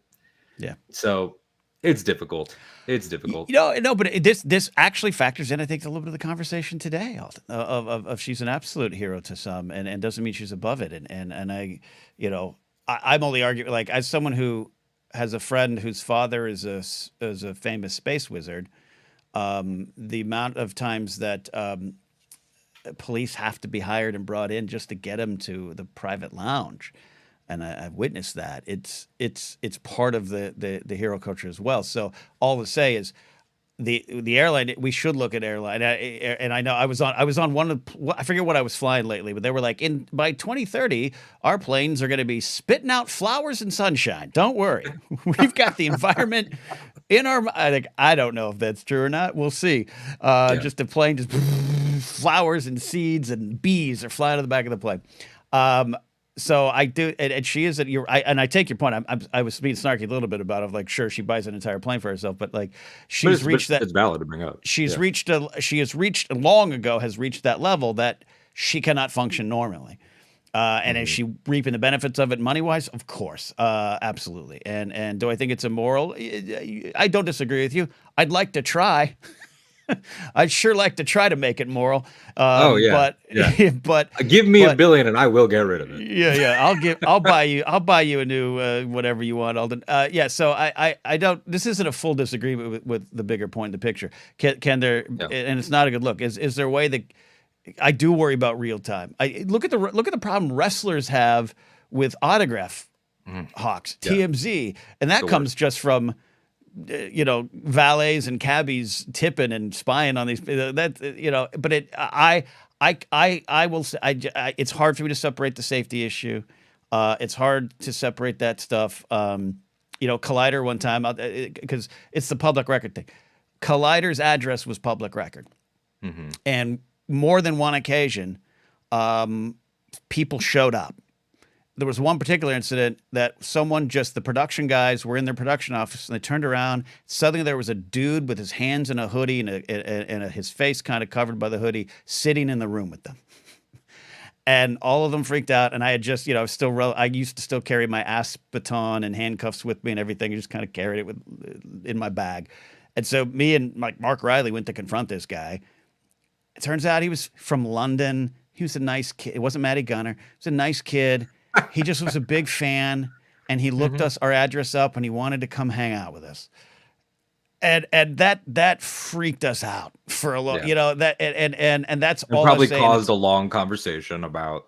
The parent company would not remove the address from the internet, and they kept saying, "Well, we have to have it for business purposes." And it's just so all I'm just saying is I don't think this kid needs to stop what he's doing, but does it have to be real time? Is there another way to do it? It's all fun and games when it's Trump and Elon until you tell me right now that some nutball, MAGA, I hate Taylor a football game person hasn't thought, I'm going to go get her when she lands. Like, that stuff happens. And that's the only thing. But to the point of, should airplanes spit out flowers and bees and sparkle dust? Yes, it should. And maybe she needs to be more aware of that, and maybe she will be. And I think what we're both coming to is that we grab onto different points that the other is making. Like, all of this can be true, and all of our billionaire thoughts can be true, and our inability connecting to the hero conversation to parse billionaires, to our case by caseness with them. Because the reason I chuckled when you brought up Elon's family is not because I want anything bad to happen to Grimes or their equation baby. It's that I thought about all the times that I've been like, just guillotine him. I thought about that, and you then got some French in you. Yeah, but I wouldn't do that to T Swift. It's difficult. I just think, is there a way that we can have this conversation? Part of it is also she's so curated and gives interviews so selectively, which is her right, and I respect it. Part of it is also that the court of public opinion does so much work around her because she allows it for her own mental health and sake, which is wonderful, and she's smart to do it. Sure. There is a reality where she goes on the Today Show tomorrow and is just like, I got nothing against this kid. Do I wish it was happening? No. Let's have a conversation about the realities of travel, and let me make a donation to a climate thing. Like, There's that reality. Andy's got a point there. Hey, Yeah. hey, maybe criticizing it is fair, and she could do something to offset it. Yeah, maybe she plants a tree for every flight, and that seems cheesy. I'm not making a cheesy joke. Okay, No, she could do it. maybe, and maybe she could. Yeah, yeah. So that's where it's difficult. I hate the let's intimidate the inquiring mind kid who's like, because he could be doing such dumb stuff, right? But saying, yes, hey, I'm gonna keep track of this because it matters and because I'm worried about things is noble, and I feel bad that it's being taken in this way. But also he doesn't have a Ken Napzok to talk about it with. So you wait till you turn my age, Alden. I kind of want to grab him by the neck. Yeah. And be like, you're gonna stop now. You can stop. And maybe, and someone I lost the comment, but like the idea of, is it better to take the public information, post the distance and the carbon stuff, but not talk about the directions? Sorry, I'm cutting you off. I told you I was cranky this week. It goes to there's a lot of scolding, and a lot of you are young, and just wait, and wait to when the scoldings start in the cup. And it's not necessarily that scoldings are wrong. It's just like, sit down, know your role. We're all going to and there's got to treat me with the respect you want. That's where I don't think this is as noble completely as maybe it's taken. But I'm also old, Alden. And guess what? I'm not a hero, Alden. Don't make me your hero. Yeah. And that's the thing too about sort of our perspectives. Like, as we've made this show and everything, you've said, and you've said it on Blathering, like, you started one way in your life and now you are more progressive, left-leaning. Everything that's changed. Yeah, I started more progressive and have slowly gone to the like you said, maybe you got some French in you. So maybe by like anytime episode 112, you will then be like, I take it back. We should steal the planes. No. Look, I generally would say I'm up to say it. I'm open to say I'm a democratic socialist. Like I want universal basic income, not because I want free money. It just the stats show that the numbers you want to go up, and the numbers you want to go down. I'm critical of law enforcement because I was in the building. I've arrested hundreds of people. I've been involved in thousands of those kind of incidents. I know how they go, and I want to be able to, I used to only live in the world of, I can't worry about the social issues. I can only worry about this residentially challenged individual about to stab someone. But now I want to say how we get, crime is a poverty issue. Crime is this, and I want to have both conversations. And that's what we're doing here, is having two conversations. And I love it. And look, you might be a French protester in your heart, but you're a cranky old man too, and I love you for it. That's true. That is true, because there's this, but then there will be a celebrity outrage in the next couple of days, and I'll be like, this is stupid. You guys don't know how to focus on anything. So that's sort of the entertainment story that connects our main story. I don't want to make the show go too much longer. Alden, we just showed this is how you make policy. I honestly don't disagree. I actually do think that was a good example. It would be amazing if we had people that could promise not to grab the kid by the neck. And if he'll not broadcast real-time things, and then we can focus on his issues. And then I want Taylor's team, which, by the way, Taylor's team versus Taylor, I'm sure came from Taylor. But I've told you, I've been in a security situation where I won't name the star, but like their people told us, we're not paying you to look at her, look on the ground. I don't think it was her that said that. Yeah, but that's very different. We solved the world's problems today, Alden. I think so too. And I want to bring this up here. Alden was born cranky. That's true. I was born cranky in St. Vincent's Hospital, and that is true. Ken Alden 2028. I don't for what want amount of money? Yeah, I don't know if I want that job. And I'll tell you what, an immoral amount of money. Yeah. Honestly, yeah. Probably. I know you got some more, and you got something we got to specifically get to. This is hilarious. I saw this tweet come in. I was like, "Oh, this is going to be fun." Oh, yeah. I don't go. There's other things you might want to talk about. I'm stepping on your show here, Alden. I apologize. I'm going to shut the hell up. Not at all. You're not. That came to me, and then I realized the connection, so I made it a focus. Last two things in entertainment, because again, I don't want to lead with negativity all the time, and this could very quickly turn into a let's French Revolution David Zaslav. The Coyote versus Acme movie I'm is game for probably this. getting axed forever. Yeah, he's different, and everything about the situation sucks. That's what I wrote. Everything about the situation sucks. He's different. I'm telling you, he's still different than Iger. I lost a lot of faith in Iger over the last year that maybe I shouldn't have had but like I don't care how many yachts Iger has. I really don't. Yeah. I still think he has, from even his sweatered executive position, has somewhat of a respect for the art. And I know the Willow situation. I know you can throw that all at me. I still think he's got some respect for it. Zaslav has zero respect for it. None. They're cutting this movie, seems like forever. From the Wrap, I pulled this quote. Warner Brothers rejected these offers because they came in below the desired 75 to 80 million price tag. Here's the crucial part, though. Warner Brothers Discovery reportedly didn't tell anybody that was the price and didn't allow anyone to counteroffer once the initial offer was rejected. So they wanted to kill this, and they just wanted to look like they tried. And it's gross, and it's stupid, and it's awful. And I hate it, and that's all I got. It's mind-boggling, and you know, there could be other examples of horrible business practices from executives all through the history of film, but it's just on display again, like more things. Yeah, in 1988, we wouldn't know how many plane flights Taylor Swift was taking. Now we do, and so we have to live in that world where we have this more available information and what it makes us think of these people. And yeah, Zaslav is it's just heart-wrenching for the art and the people. And it should also be noted, like, what this means, like, if people just stop taking work there, I would not blame them, because this isn't just a movie is level one. And then level two is it's not just a movie about one of their legacy properties, which is mind-blowing that Warner Brothers will not release a Wile E. Coyote project. But then let us not forget, it was written by James Gunn, the head of one of their studios. That is just like that. The level of this is gross and this is a horrible place to work could not be higher. If he can't get something through while he's building something for them, it's really weird. Yeah, man. Yeah, it's depressing, along with a lot of other things in business. And I'm with you. I don't always want to sit there and, you know, scream at the algorithms of the world. Like, that's not, no one wants to hear that.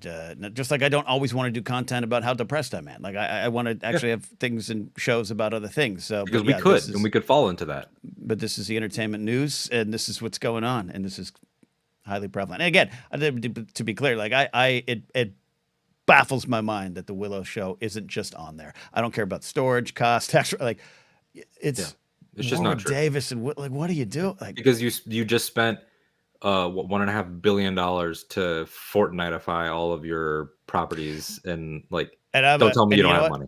And I'll probably play the game. I'm a huge Fortnite fan. I don't want to set myself up to be any kind of hypocrite. I'll probably play it all. I'm fascinated. Because then we're going to tear you down. It's intriguing. Well, you will.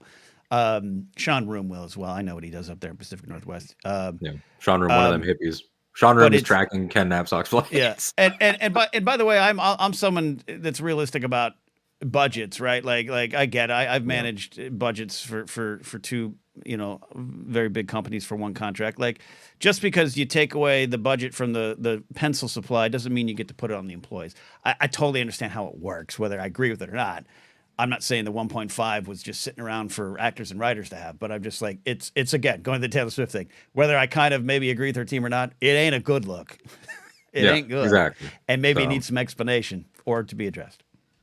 Last thing, I'll instead of talking about this in full, I'll lob it up as like a little casually talk tease. Aegon's Conquest show is now happening, more on HBO.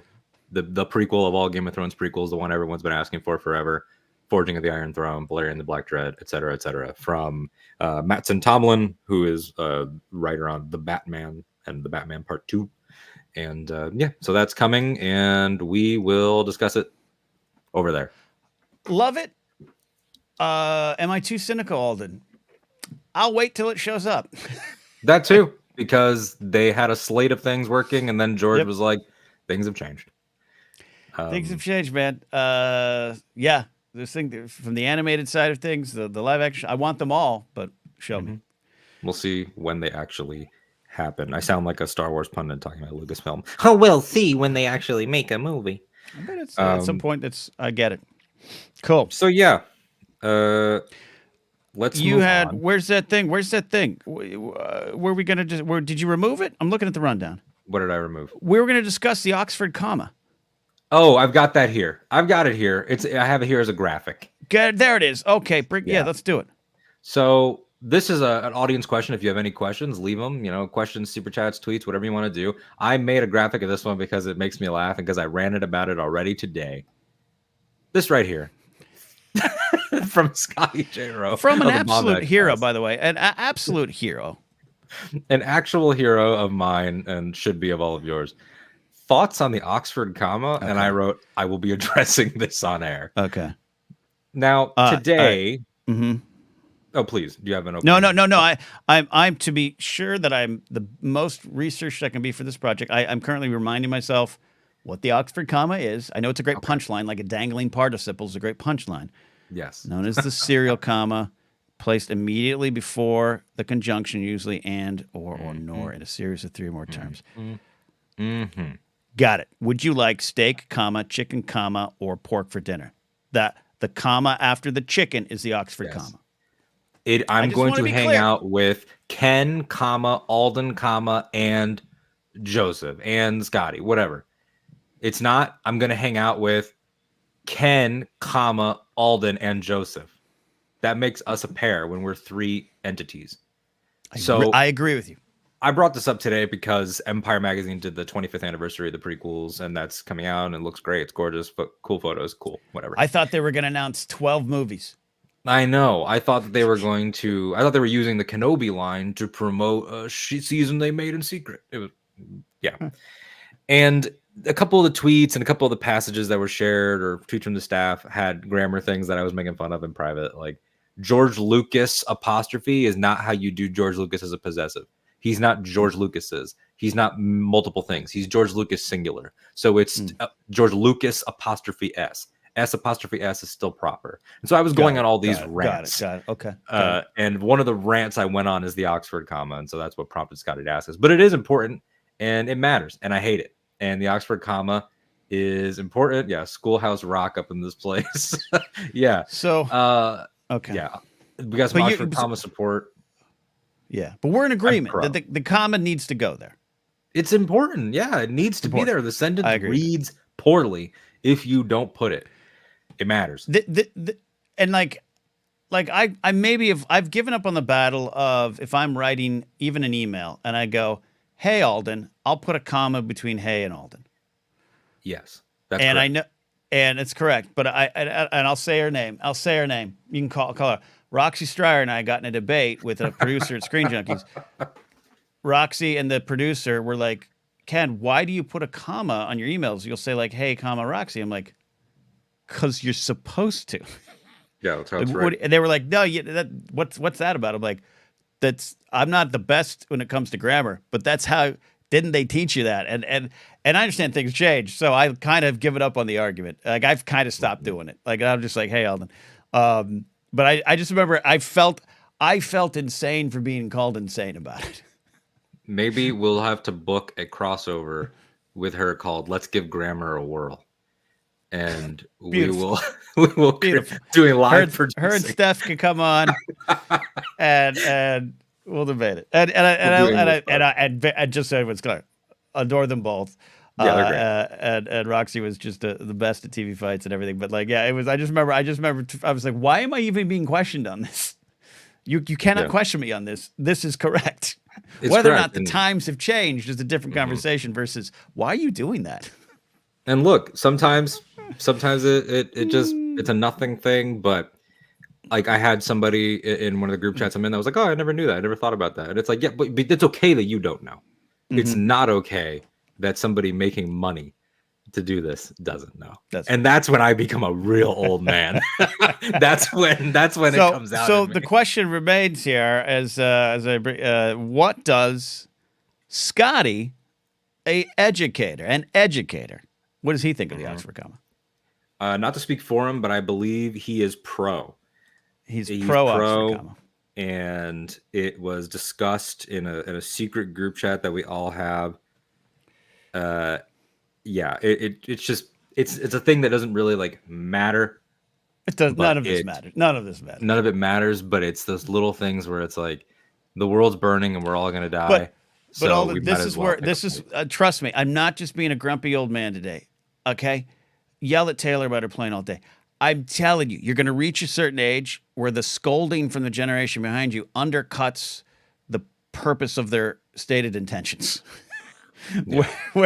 where when I was being scolded for using a comma, where commas go, you're kind of like, this is get away. I'm old. I'm get out of here. And that's where the battle of generational growth comes in. I'm interested. I think I'm there now. I mean, there are people that we're friends with that we've worked with or whatever. Where like Roxy and I are in the same age group, but and stuff. But that next bracket down where it's like we've now crossed over into Z.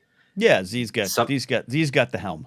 Sometimes I clash with them already, and I'm only 28.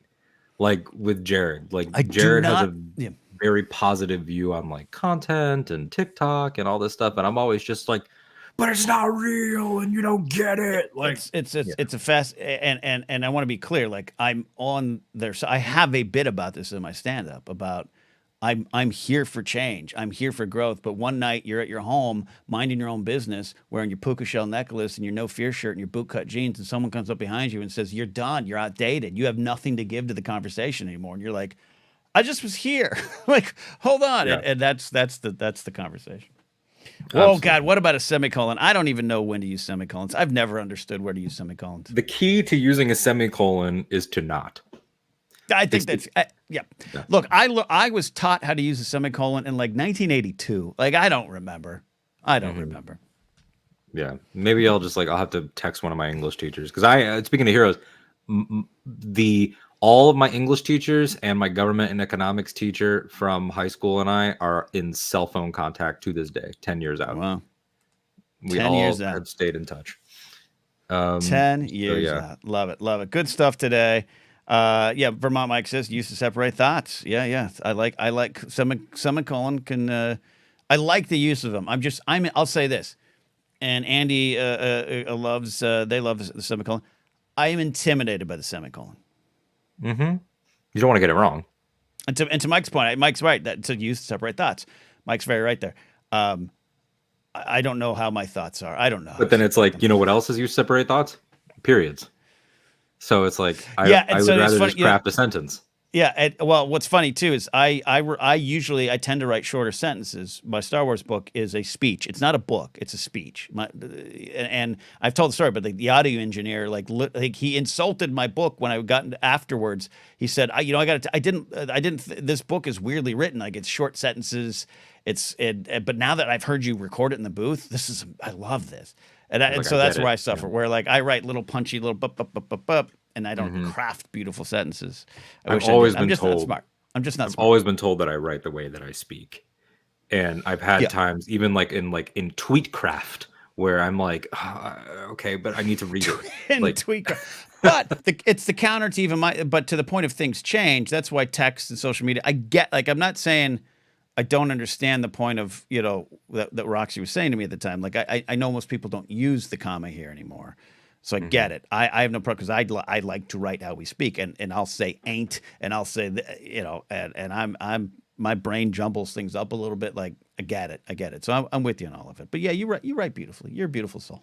Don't worry about it. Thank you so much. People don't realize, like Alden tweets a lot as a bit, but like every single one of my tweets that I've ever done, actually saying something, is perfectly grammatically correct by design. I will sit there and struggle and change word choice and everything so it fits. Yeah. Alden is right. Can be used for period as well, says Mike Vermont. However at the beginning of the sentence. Yeah, I like a good however. I like a good great. However. However is great. I'm a big fan. We do have. We're getting ready to sign out of here. We got a pop rock and word of wisdom. You're going to leave us with. We got Luke Skywalker, who was the original name of the character. Says with 2 movies in 2026, is Star Wars Celebration Anaheim 26 confirmed? Thanks for super chat. Yeah, no. Not to be a downer. It's just outright. I would probably everything that I've heard is that the plan before COVID was to alternate between Celebration and D23, and it seems like they put themselves back on that track. I think 27. I think 27 Anaheim could be it, but I think 26 D23. Yeah. Good stuff. Thank you for super chat. All right, we're almost out of here. Supersized show today. Thank you all. Fun conversation, and thank you all for hanging with us. And even if you think I'm a old crankcase, I love you all, or you think Alden's a young, scolding, young millennial, we're here with y'all having fun, talking about the world. Pop Rock and Word of Wisdom is brought to you by Pop Rock and Radio, and today brought to you by my band, the Moonagers. We just released a single of our song, The Special One, which includes bonus content. You can find it wherever you get your music, of course, or you can support us directly on Bandcamp at themoonagers.bandcamp.com and help young and old independent artists. But Alden, this Pop Rock and Word of Wisdom is from you today, and I kick it to you to take us home. This one brought to you by Depression. It's our first foray into comedy music. Comedian and musician Bo Burnham from his special Inside, which honestly I legitimately not a bit think it's a work of genius. This song, That Funny Feeling, the one that was also covered by his now partner Phoebe Bridgers. Beautiful song. I'm reading a couple parts of it here. Stunning 8K resolution meditation app. In honor of the revolution, it's half off at the Gap. Deadpool self-awareness, loving parents, harmless fun. The backlash to the thing that just begun. There it is again, that funny feeling, that funny feeling. There it is again, that funny feeling, that funny feeling. The Surgeon General's pop-up shop, Robert Iger's face. Discount Etsy agitprop, Bugle's take on race. Female Colonel Sanders, easy answers, Civil War. The whole world at your fingertips, the ocean at your floor. The live-action Lion King, the Pepsi halftime show, 20,000 years of this, 7 more to go. Carpool karaoke, Steve Aoki, Logan Paul, a gift shop at the gun range, a mass shooting at the mall. There it is again, that funny feeling, that funny feeling. There it is again, that funny feeling, that funny feeling. Wow, wonderful. I didn't know he was with Phoebe Bridgers. Good for both of them. They are now. Yep. Okay. She covered his song, and then I think that made him realize someone gets me. And got together. I've never met Bo. I don't know Bo, and I wasn't even a Bo guy until that came out, and I cried. It was a lot of people love it. Yeah, I'm not. I've never been around Bo too much there, but I do like. He did what was the movie he did? Was it 8th grade? 8th grade. He wrote and directed. Yeah. I love that movie. That's right. I forgot. I totally forgot. I love that movie. Good stuff. So, yeah. Love it. Well, you know what? That funny feeling, Alden, has been with me for a long time, and I got good news for you. It doesn't go away, so get used to it. But I love this stuff, especially I love any little shot at carpool karaoke is okay by me. A lot of fun hanging out with all of you today. Thanks to those who watch live on the Anytime channel. For those that watch live on my channel, including those that gave a super chat, we appreciate you.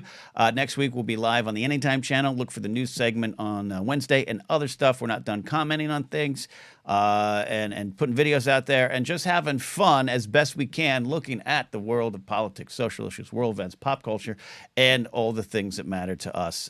Been a lot of fun. Alden, thanks for leading us through that conversation today. And tell them anything coming up. You're kind of getting back to the swing of things on Octo Radio. Yeah, Octo Radio, we're dropping an episode this week, and coinciding with Marvel releasing the Mace Windu comic, Mark Bernardin is on the show. I'm just finishing up the edit because I hate editing. And so that's coming out. And then the cinematographer for Ahsoka, Quinn Tran, is coming on the show, who filmed Shadow Warrior and was there and filmed The Return of Hayden. She's coming on the show, as well as some other guests. And then, yeah, in the meantime, catch me destroying Ken's private jet. The knapsack one. I can't wait to get one, and you are not allowed on it. Andy is. Scotty, not you. All right, we'll see you next time here at the Anytime.